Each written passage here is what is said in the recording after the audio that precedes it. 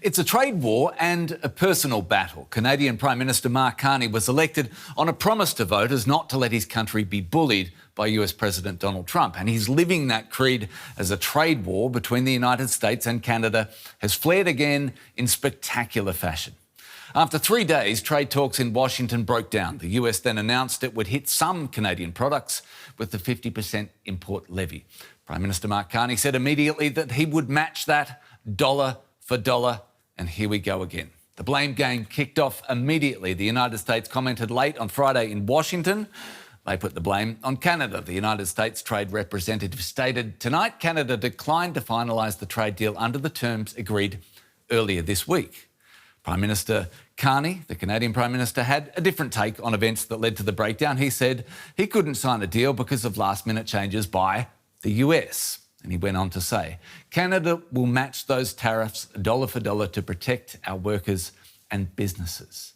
Now, Mark Carney is not losing the battle of wills with Donald Trump, perhaps, but is anyone really winning? Or maybe the question might more accurately be framed as, who is the biggest loser in this tit-for-tat? There questions I'm going to throw at David Henig, the Director of the UK Trade Policy Project, a leading authority on the development of UK trade policy post-Brexit. He places this in the context of developments in the EU and global trade policy, on which he also researches and writes. David, great to have you with us to score this fight for us. Trump and Carney are throwing billion-dollar punches, but is this a fight anyone can really win?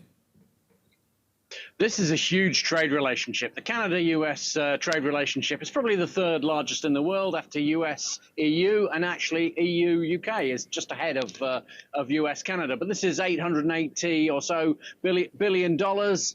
There have been pretty much skirmishes since President Trump returned to office. Mark Carney has pretty much always held his ground. You've seen, for example, US alcohol disappearing from Canadian stores. The Canadians aren't holding back. The US have said, we want to make this the 51st state. This is the latest flare-up. At the same time, it's only affecting this time 20 billion so far of the trade, because US and Canadian supply chains are intimately bound up with each other, particularly in the automotive sector. So there's a lot of damage that can be done. At the moment, both sides are taking a little bit of damage, but they're trying to kind of keep out of this the whole automotive sector, which could be really in big trouble if this got to be a serious trade conflict. Yeah, David, we remember the elbows out posture from Carney. The Canadians vow not to be bowed by Trump. It has elicited a really strong emotional response in Canada. But this is about the black and white, or the red in the balance sheet. Canada sends more than 70% of its export goods to the US. You talk about the size of this relationship. Can Mark Carney really afford a prolonged confrontation on this battlefield? Well, the Canadians have been trying to diversify their trade. They've been trying to do more with the EU, even China a little bit with the UK. But ultimately, you can't really replace the large market that is on your doorstep. So, you know, Carney and the Canadians, they do need a deal. But at the same time, they obviously can't afford either for the US to just ride roughshod and demand whatever terms they want. And if, as is quite likely, ultimately this came down to something to do with the Canadian dairy industry, because most things in Canada in the end do come down to trying to protect their dairy industry, that's not something a Canadian Prime Minister is able to do, is to kind of basically completely restart the protections that they give to their dairy sector. And so basically, you know, they're in a no-win situation, the Canadians, but at the same time, they know Trump is under pressure as well. There are midterm elections coming up. The economy is not doing particularly well. They're paying a lot for government borrowing at the moment, over 5%. So there is a feeling, I suspect as well, that Trump may have to back down on some of this. That's a really interesting point. I think we're inclined to focus on the smaller market, the smaller economy in Canada. But you say you think the US is under genuine pressure if this continues? Yeah, I mean, if the US is already under pricing pressure, you've got Gas is above $4 a gallon, which is usually pretty a significant marker there. The US takes a lot of oil, in fact, from Canada, and their refineries rely on it. I mean, some of the other products may sound sort of trivial. The US imports hockey sticks from Canada that are now going to get a 20% tariff, but that's probably going to make hockey sticks more expensive for those who are buying them in the US. People will kick up a fuss about this sort of thing and about the various products that the US is putting a tariff on. Some of that will have a pricing impact on the US. So I do see a number of pressures now coming on Trump in the wake of what's happening as well, the whole business with the Straits of Hormuz in Iran. And, it looks to me like there's going to be a pretty uncomfortable few weeks in D.C. around this. But don't let that take away from the fact this is uncomfortable for Canada as well. No one wins in a trade war, as we're going to see in this one. Yeah, we should point out, once you mentioned hockey sticks in Canada, it is getting very personal.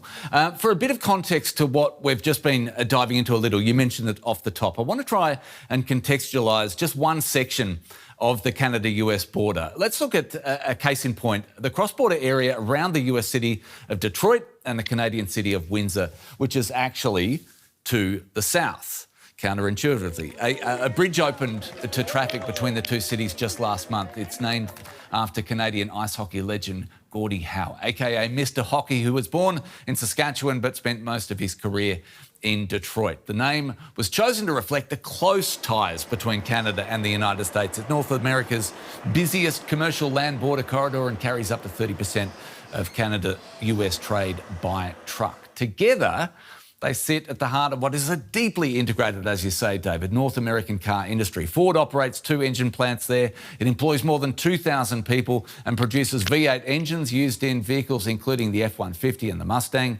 But the supply chain does not stop at the border. Parts made in Canada and the United States can cross between the two countries as many as 6 times before a finished vehicle rolls off the production line. More than 90% of vehicles made in Canada and around 60% of Canadian-made auto parts are exported to the United States. David, the talks that broke down in Washington and led to these 50% tariffs on some goods, the 50% tariffs announced, am I right, don't affect the car industry today, but the talks that broke down were hoped to deal with the existing 25% tariffs that were in place. Is that your understanding?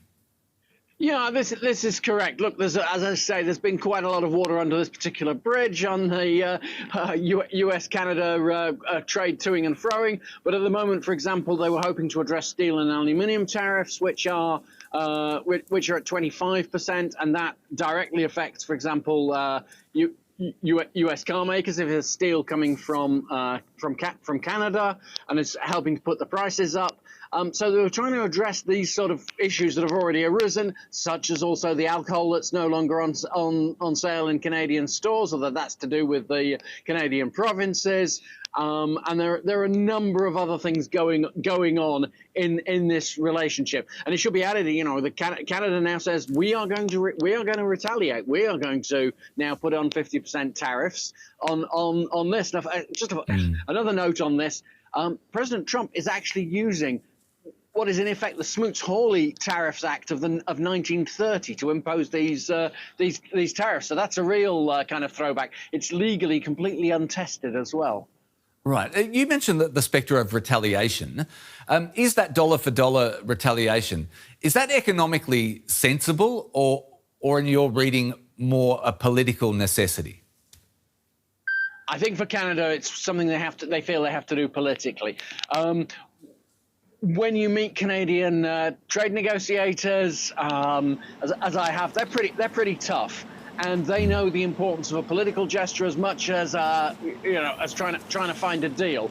And they can't let the US simply put these tariffs on and not respond in some way. Now, whether it turns out to be exactly dollar for dollar, what they exactly do in return, because obviously what you've seen with alcohol is not actually a government measure, but it is part of a national feeling in Canada. They need to respond. So there will be a response to this. I think that's guaranteed. I suspect right now they are going through this in Canada to work out exactly what they can do that maybe doesn't have so much damage on their economy, because it does damage your own economy if you put tariffs on in retaliation. That's why countries don't particularly want to do it, but politically they feel they must. Yeah, so the two economies are extraordinarily integrated, particularly in car manufacturing, as we've gone into. At what point do the tariffs stop hurting the other side and just start hurting an entire industry? I think that we're already at that point. I think that even now, President Trump keeps talking about the fact that he's bringing back manufacturing to the US, but the inward investment figures do not support that. The job numbers don't really support that. There is every sign that companies are holding back. US trade policy is too erratic, US industrial policy too erratic to support long-term investments.